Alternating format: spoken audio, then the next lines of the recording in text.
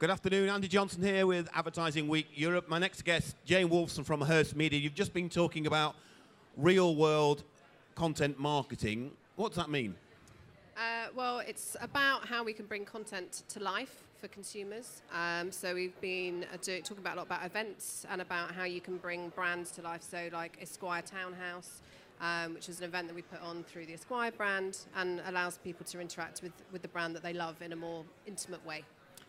Have people really latched on to what they can do, or are they still a little bit slow on the uptake in terms of what you can do with, I don't know, user-generated content, as you say, with live events?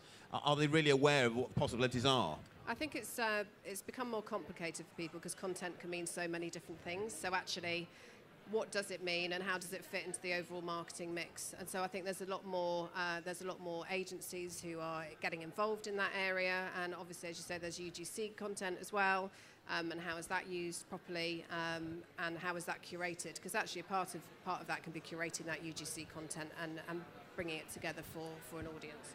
Very exciting topic, though, isn't it? And as we see all these different platforms and different markets there, it does mean there's an awful lot of ways of getting this real content out to people in a way that's really going to stick. Yeah, and I think that's the point. It's trying to get through the noise, really. And we are drowning in content, and there is so much of it. So how do you curate it or create it in the most exciting way possible to cut through? And what advice would you give when people need to do that? As you say, we're kind of surrounded almost by white noise of things being put out there, aren't they? Yeah. But to actually stand out, it's quite difficult to do. I think, engage with the experts on that side. I mean, I talk about Hearst, obviously, but, we are editorial experts. We've been doing editorial for a number of years, 100 years, in fact, and more. So it's getting hold of the people that know how to tell stories in an engaging way and ensuring that they can input into the output that you require for your brand.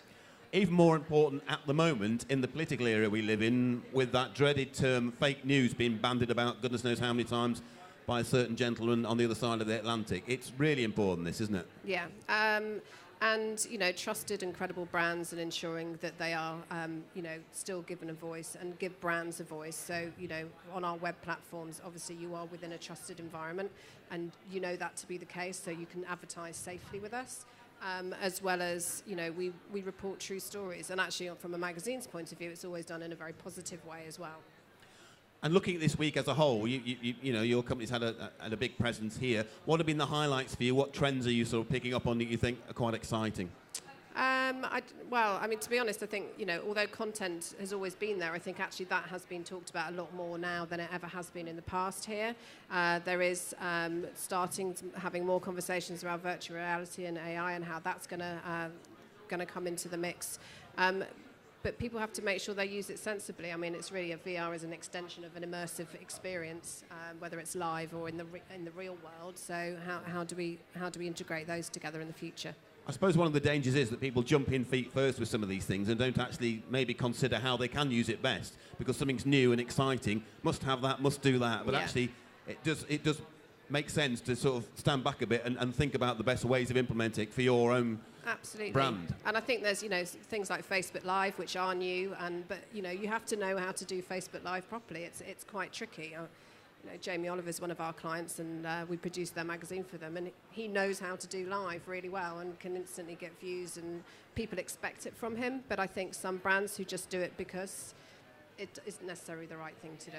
And as you said, Hearst has been around for 100 years or so massive changes obviously over those years, and certainly in recent years, but I guess, again, exciting and challenging ones for your company as well. Yeah, and there's just lots of opportunity. We were started as a print business, and we are a content business, and we are a digital business. We will always look to bringing on new technologies to make sure that our brands are reaching the people in any way they want them. What's next for Hearst then? Give us an insider's tip as to over the next 12 months what can you expect from the company?